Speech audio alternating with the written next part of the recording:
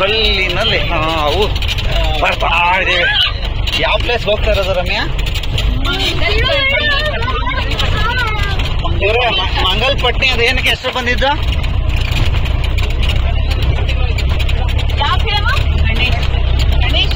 ಗಾಳಿಪಟ.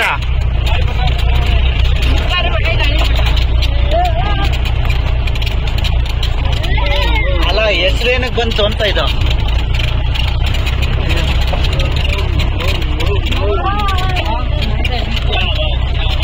ಅವ್ರು ಅಲ್ಲಿಗೆ 60 ರೂಪಾಯಿ ಟಿಕೆಟ್ ತಗೋಬೇಕಂತ ಇನ್ನೊಂದು.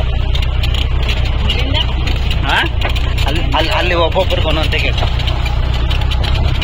ನೋಡಿ ಗವರ್ಮೆಂಟ್ ಹಾಸ್ಪಿಟ್ಲ್ ಎಷ್ಟು ದುಡ್ಡು ತಗೋತಾರೆ ಪ್ರೈವೇಟ್ ಹಾಸ್ಪಿಟ್ಲಲ್ಲಿ.